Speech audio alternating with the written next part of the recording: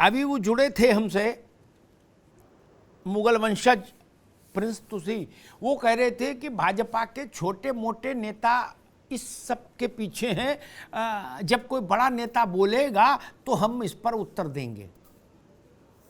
मामला क्या अभी क्या काशी मथुरा का मामला छोटे नेताओं के हवाले है?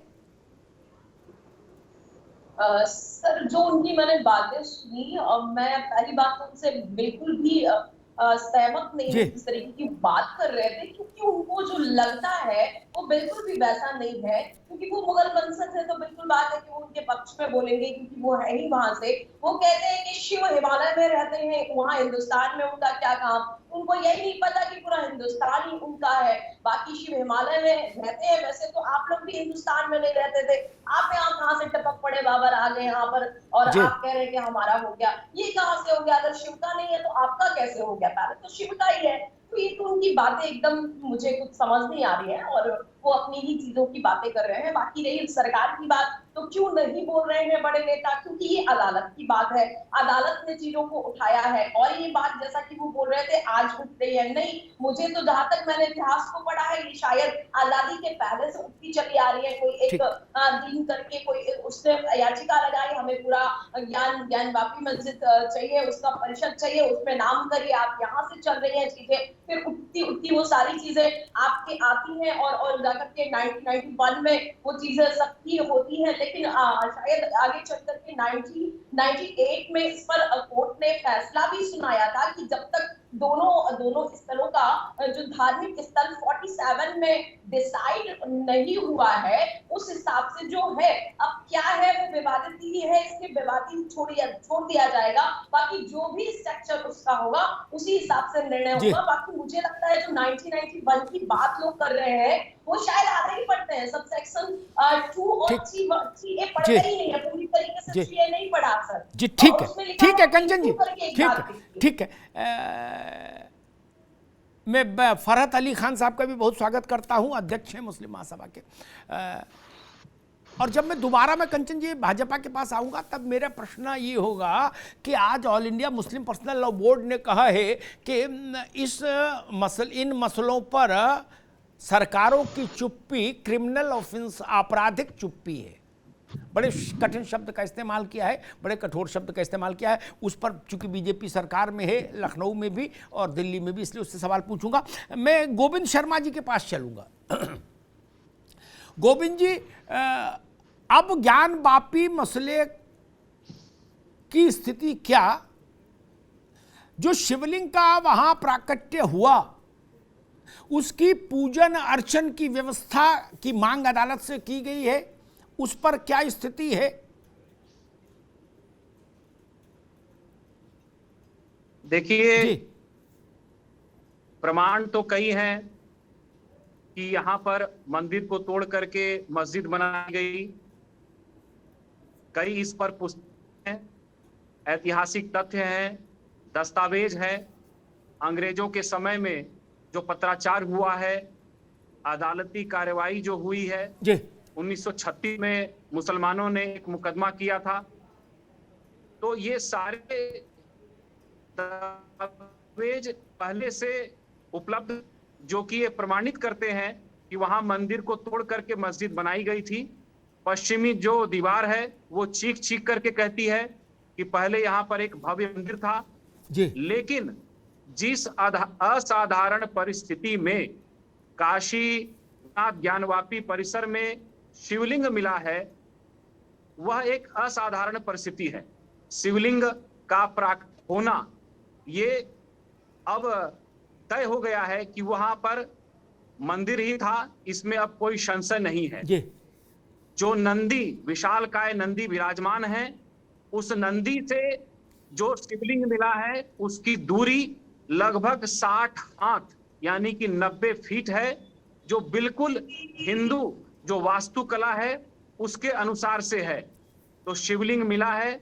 अब मेरा ये निवेदन है, ये आग्रह है मुस्लिम समाज के हमारे भाइयों से कि इस मामले को अटकाए नहीं, अदालत की कार्रवाई इसको न उलझाएं, बल्कि इस देश की शांति के लिए, काशी के माहौल को अच्छा रखने के लिए आगे आए और वहां पर इस विवाद को समाप्त करें। हमें पूजा का तत्काल अधिकार मिलना चाहिए, क्योंकि हमारे बाबा जो है सैकड़ों वर्षों से जलाभिषेक से, पूजा से वंचित रहे हैं। इसलिए काशी वासियों के हृदय को, हिंदू भाइयों के हृदय को अब और ज्यादा मत दुखाइए, उनके हृदय की प्रतीक्षा, उनके की प्रतीक्षा मत लीजिए, इस विवाद का निपटारा करिए। लेकिन गोविंद जी, अदालत से देखिए गोविंद जी, अंजुमन इंतजामिया कमेटी कह रही है कि भाई हम अदालत की बात मानेंगे, अदालत का फैसला मानेंगे, जोर जबरदस्ती नहीं। यानी मामला है बनारस की कचहरी से चलेगा, खड़ामा खड़ामा, फिर लखनऊ जाएगा, फिर लखनऊ से दिल्ली जाएगा। हमने अयोध्या का देखा, 50 में फैजाबाद में था मुकदमा, ठीक, और इसका जजमेंट आया 50 साल लग गए, लखनऊ दिल्ली तक आते आते फैसला होते होते। क्या हम ये मान के चले कि ज्ञान वापी का मसला भी हाफ सेंचुरी तक जाएगा वैसे ही? मुस्लिम समाज के कुछ ऐसे नेता जी, जिन्होंने हमेशा मुस्लिम समाज को गुमराह करने का काम किया है और आज भी जो गुमराह कर रहे हैं, उनकी योजना यही है कि किसी भी तरीके से इस मामले को अदालती कार्यवाही के माध्यम से लटका करके रखा जाए। पहले निचली अदालत, फिर उच्च न्यायालय, फिर सर्वोच्च न्यायालय। तो ये गुमराह करने वाले नेताओं की तैयारी है, लेकिन अंदर अंदर वे स्वीकार करते हैं, पूरा मुस्लिम समाज स्वीकार करता है कि यह मस्जिद मंदिर को तोड़ करके बनाई गई है। तो इस बात को स्वीकार करके देश के भलाई के लिए, देश के अच्छे वातावरण के लिए मुस्लिम समाज को आगे आना चाहिए। अपने उन नेताओं को नकार देना चाहिए जो देश के अंदर खाई पैदा करना चाहते हैं। हमें वहां पर जो मुस्लिम भाई हैं हमारे, मैं आग्रह करता हूं कि वो आगे आएं और अपने हिंदू भाइयों को वह स्थान सौंप दें, विवादों का निपटारा करें, आगे बढ़ें। जी, हमारे साथ असलम अली साहब भी जुड़ गए हैं, मुस्लिम स्कॉलर, उनका भी बहुत बहुत स्वागत है। मैं एक सवाल पहले फरहत अली खान से लूंगा, फिर असलम साहब के पास आऊंगा। फरहत अली खान साहब, काशी में क्या होना चाहिए? काशी और मथुरा, ये दो बड़े सवाल हैं और ये हमेशा रहेंगे जब तक इनका समाधान नहीं होगा। आपके ख्याल से क्या होना चाहिए? जनाब देखें, मैं बोलूंगा तो लोग कहते हैं कि ये बोलता है। मैं जब भी बोलता हूं तो एक ईमानदार मुसलमान बन के बोलता हूं। मैं जब भी बोलता हूं तो एक ईमानदार राष्ट्र प्रेमी होके बोलता हूं। देखें, जब मुगल शासन था तो उन्होंने कभी नहीं सोचा था कि ये हिंदू राष्ट्र होगा। वो ये सब मानने लगे थे कि इस्लामिक राष्ट्र कायम कर दिया है हमने 700-800 सालों में, कभी भी हिंदू राष्ट्र नहीं होगा। उन्होंने एक धर्म को, जिसको सनातनी धर्म कहते हैं, और हमारी पहचान भी सनातनी धर्म से है, हमारे हिंदुस्तान की मुगल शासकों से बिल्कुल नहीं है। तो जो सनातनी थे उनका धर्म खत्म करने के लिए उन्होंने मंदिर तोड़े। सच है, ईमानदारी के साथ ये बात मैं कह रहा हूँ, सच है। इस्लाम को मानने वाला मुसलमान हूँ, ये बात सच है। उन्होंने मंदिर तोड़े और वहां पर मस्जिद का निर्माण किया, जबकि उनके जो सलाहकार थे उन्हें पता था कि किसी भी ऐसी चीज को तोड़ करके मंदिर मस्जिद नहीं बनना है जहां पर पूजा होती थी।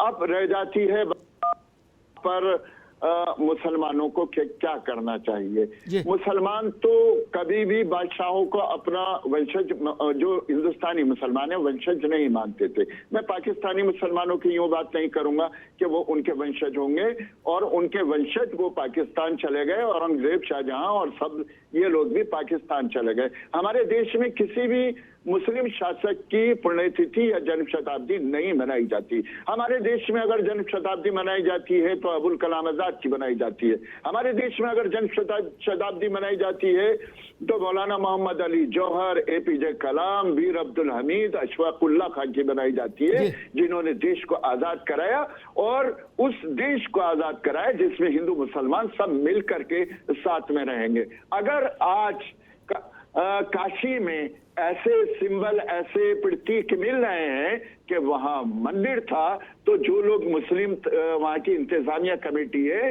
उससे मैं गुजारिश करूंगा, और सुबह मैंने ये बयान भी दिया है 10 बजे, कि आप लोग उसको मानते हुए मतलब हिंदू भावनाओं का भी सम्मान करते हुए आप अदालत क्यों चले जाते हैं? कि साहब अदालत का फैसला जो है वो स्वीकार होगा और जो हमारे हिंदू भाई, जो हमारे सनातनी भाई कह रहे हैं वो सब गलत है। तो भाई गलत अगर आपको लग रहा है कि गलत है तो आप अदालत में चले जाते हैं, आपकी इंसानियत कहाँ जाती है, आपका ईमान धर्म कहाँ जाता है, आपका इस्लाम धर्म कहाँ जाता है? बहुत कड़वी बात कह रहा हूँ सर ये, और मुसलमानों को इस बात को मान लेना चाहिए। भड़काने भटकाने वाले राजनीतिक पार्टियों और राजनेताओं में के बयानबाजी से उन्हें बाज आना चाहिए और मुसलमानों को इससे जागरूक होने की जरूरत है। ठीक है फरहत साहब,